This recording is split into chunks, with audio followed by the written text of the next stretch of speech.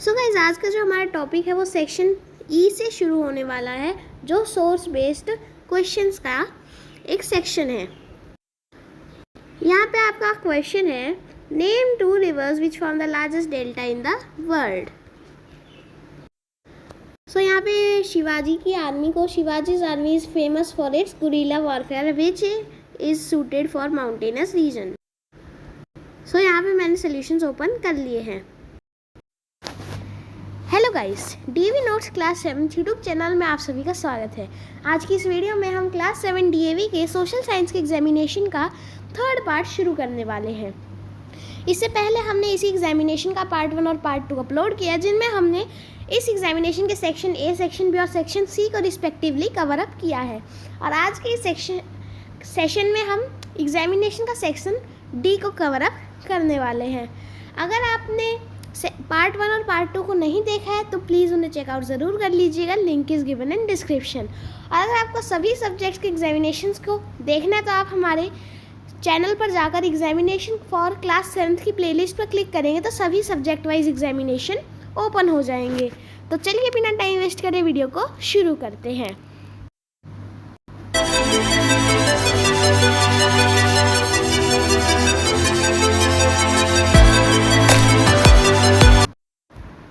सो यहाँ पे मैंने हमारा एग्जामिनेशन ओपन कर लिया है। सो आज हम करने वाले हैं हमारा सेक्शन डी, और सेक्शन डी में जो है आपका सभी क्वेश्चन 5 मार्क्स का होता है। तो आपको सभी क्वेश्चंस में 70 to 80 वर्ड्स में आंसर देना होता है। अगर आप पॉइंट्स में आंसर देते हैं तो आपको 4 to 5 पॉइंट्स मस्ट होते हैं लिखने। तो आपका फर्स्ट क्वेश्चन है question 30, explain the water cycle with the help of diagram. हमें वाटर साइकिल को एक डायग्राम के हेल्प के साथ एक्सप्लेन करना है। तो चलिए सोल्यूशन देख लेते हैं। सो यहाँ पे आप सोल्यूशन देखिए। The sun is the main source of energy, it cause the water to evaporate, hence the water present in ocean converts into water vapors due to the heat of sun by the process of evaporation। जो सन है वो हमारा main source of energy है, वो water को evaporate करने में मदद करता है, इसलिए जो वाटर ओशन में प्रेजेंट है वो भाप बनकर ऊपर आ जाता है with the help of process of evaporation. The evaporated vapors rise in the atmosphere and condense into tiny crystals of ice and droplets of water to form clouds। फिर ये जैसे जैसे ऊपर राइज करते हैं और ठंडे होते हैं तो ये एक दूसरे से मिक्स होते हैं और टाइनी क्रिस्टल्स ऑफ आइस और पानी के ड्रॉपलेट्स बनाती है, और फिर यह मिलकर क्लाउड्स बनाते हैं। With the condensed ice crystals and water droplets grew in size and are unable to float, they fall on Earth's surface as precipitation। जब यह आइस के जो क्रिस्टल्स होते हैं, वाटर की ड्रॉपलेट्स होती है, ज़्यादा हैवी हो जाती है तो ये अर्थ पे गिर जाती है with the process of precipitation. ठीक है, तो सबसे पहले आपको ये 70 to 80 वर्ड्स का आंसर लिखना है, फिर आपको नीचे डायग्राम बनाना है, या आप ऊपर डायग्राम बना सकते हो, नीचे इसकी डेफिनेशन लिख सकते हैं। अब सबसे पहले देखिए प्रोसेस, वाटर इवेपोरेट हुआ, फिर वह कंडेंस हुआ और क्लाउड्स बन गए। ठीक है, फिर वह अलग अलग जगह गए। ठीक है, अलग अलग जगह जाने के बाद फिर वह भारी बन गए और बारिश और आइस ड्रॉपलेट्स के फॉर्म में गिर गए। तो प्लेन्स में वह रेन हो गई, और जो हाई माउंटेन्स है उनमें आइस गिर रही है। ठीक है, और जब ये पानी गिर जाता है फिर ये रिवर्स के द्वारा फिर से ओशन में आ जाता है। सो यह जो है आपका कंप्लीट डायग्राम हो गया। अगर आप ये क्वेश्चन अटेम्प्ट ना करके एक कोई और क्वेश्चन अटेम्प्ट करना चाहते हैं तो आपके पास एक और में यहाँ चॉइस है। Oceans play an significant role in our life, support the statement by giving 5 relevant reasons. Ocean जो है हमारे लाइफ्स में बहुत ही सिग्निफिकेंट रोल प्ले करते हैं, और इन्हें हमें इस स्टेटमेंट को जस्टिफाई करना है 5 रीजंस को देके। अब 5 मार्क्स का क्वेश्चन है तो आपको मिनिमम 5 पॉइंट्स तो लिखने पड़ेंगे। अगर यहाँ पे ये नहीं लिखा होता कि 5 रेलिवेंट पॉइंट लिखो तो आप 4 भी लिख सकते थे। तो चलिए सोल्यूशन देख लेते हैं। सो यहाँ पे मैंने सोल्यूशन ओपन कर लिया है। तो आपका जो फर्स्ट पॉइंट है वो है the ocean facilitate countries and regions to trade with one another. जो ओशियंस है वो एक दूसरे रीजन्स को आपस में ट्रेड करने में मदद करते हैं। Second point, goods can be moved at a large amount and the mode of transportation is cheaper than any other mode of transportation.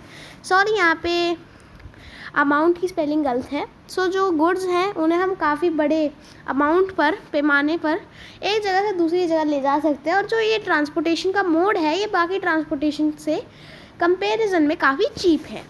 Third point है आपका, the marine environment provide plant and animal life for food and trade in abundance. जो marine environment है plants और animal life को food देता है और साथ में अब्यूडेंस में ट्रेड प्रोवाइड करता है.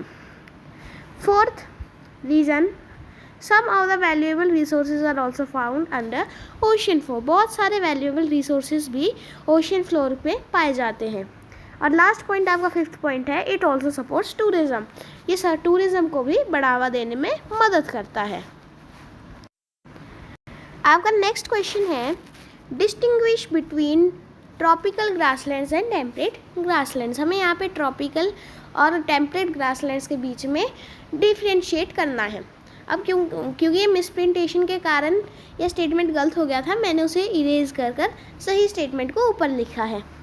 सो चलिए सोल्यूशन देख लेते हैं. सो यहाँ पे मैंने आंसर खोल लिया. सबसे पहले आपको ट्रॉपिकल ग्रासलैंड्स के पॉइंट लिखने हैं. यहाँ पे मैंने 3 पॉइंट्स लिखे हैं. अगर आप और पॉइंट्स जानते हैं तो आप और पॉइंट्स भी लिख सकते हैं, but 3 is must. So first point है, they are located between equatorial forest and hot deserts. ये जो है इक्वाटोरियल फॉरेस्ट और हॉट डेजर्ट्स के बीच में पाए जाते हैं. Second point, these grassland receive about 100 centimetre rainfall. इन ग्रासलैंड्स में 100 सेंटीमीटर का रेनफॉल होता है. Third point, the grasses of these regions are very rough, thick and tall. जो ग्रासेस होती है इन रीजन्स की वो काफ़ी रफ, थिक और टॉल होती है. फिर मैंने टेम्परेट ग्रासलैंड्स के 3 पॉइंट्स लिखे हुए हैं. सो फर्स्ट पॉइंट है, these grasslands are located in temperate zone and in interior part of continents. ये जो ग्रासलैंड्स है ये टेम्परेट जोन में पाए जाते हैं और कॉन्टिनेंट्स के इंटीरियर पार्ट्स में लोकेटेड होते हैं. Second point, these grassland receive about 25 to 75 centimetre rainfall. ये जो ग्रासलैंड्स हैं इनमें 25 to 75 सेंटीमीटर की रेनफॉल होती है. Third point, the grasses of these regions are short and soft. जो इन रीजन्स की ग्रासेस होती है वो शॉर्ट और सॉफ्ट होती है. अब यहाँ पे आपको अगर ये क्वेश्चन नहीं आता तो और में एक और क्वेश्चन दिया हुआ है, mention any 5 step taken by human beings to maintain ecological balance. कुछ 5 स्टेप्स बताने हैं जो ह्यूमन बींग्स द्वारा उठाने जाने चाहिए इकोलॉजिकल बैलेंस को मेंटेन करने के लिए. तो चलिए सोल्यूशन देख लेते हैं. सो यहाँ पे आपका आंसर है, to maintain ecological balance following steps should be taken. Ecological balance को बनाए रखने में ये स्टेप्स लेने चाहिए. Step number 1, afforestation should be taken at a very large scale. Afforestation है वो एक बहुत लार्ज स्केल पर होना चाहिए. Second step, hunting of animals should be strictly ban. Animals की हंटिंग करना स्ट्रिक्टली बैंड होना चाहिए. Third point, the government has set up wild life sanctuaries, national parks and biosphere reserves. जो गवर्नमेंट है उन्होंने wild life sanctuaries, national parks और biosphere reserves को setup किया हुआ है. Fourth step, we should avoid our animal grazing on the same land for several times. जो लोग पशु पक्षी पालते हैं उन्हें यहाँ ध्यान रखना चाहिए कि उनके एनिमल्स बार बार एक ही लैंड पर चारा ना खाए, बल्कि उन्हें हर बार दूसरे लैंड पर लेके जाया जाए. Fifth step, we should grow grass on barren land. हमें खाली ज़मीन पर ग्रास को ग्रो करना चाहिए जिससे डिफॉरेस्टेशन कम होगा. आपका नेक्स्ट क्वेश्चन है, describe the rain of Humayun during the Mughal period. Mughal period में जब हुमायूं किंग थे तो उनकी रेन को डिस्क्राइब करना है. तथा एक और में क्वेश्चन दिया हुआ है, mention the features of Jahangir rule. Jahangir के रूल के फीचर्स को हमें यहाँ पे मेंशन करना है. तो चलो सोल्यूशन देखते हैं. सो यहाँ पे हमारा फर्स्ट क्वेश्चन का आंसर है, इसे हमने 3 पॉइंट्स में लिखना है. पहला point, Humayun had inherited an empty treasury. Humayun के पास कुछ भी नहीं था, वह बिल्कुल खाली ट्रेजर था उनके पास. Second point, he had to face opposition from his brother relative Afghans and Rajputs. उन्हें अपने ब्रदर्स, रिलेटिव्स अफगान्स और राजपूत्स से ऑपोजिशन फेस करना पड़ा था. Third point, he multiplied his problem with his own foliage and was addicted to opium.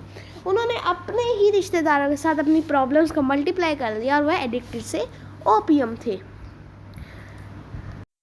अब यहाँ पे और मैं आपको क्वेश्चन दिया हुआ है।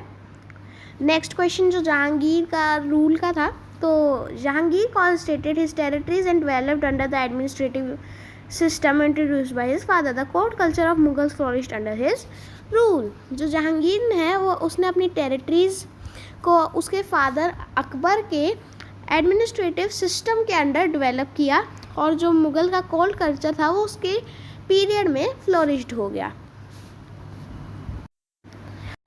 फिर यहाँ पे आपका नेक्स्ट क्वेश्चन है, highlight the powers of governor of a state. हमें यहाँ पे एक स्टेट के गवर्नर की पावर्स को हाईलाइट करना है। सो यहाँ पे सॉल्यूशंस है। The governor power as are follow. Governor की पावर है ये। First power, the governor appoints the leader of majority power और द कॉलेजिएशन ऑफ मिनिस्टर्स। जो गवर्नर है वह एक पार्टी का लीडर को अपॉइंट करता है जिसको सबसे ज़्यादा मेजॉरिटी मिलती है। Second power, the council of minister is also appointed by him on the advice of chief minister. Chief minister की एडवाइस पर ही काउंसिल ऑफ मिनिस्टर को गवर्नर अपॉइंट करता है। Third power, all high appointments of the state is made by him.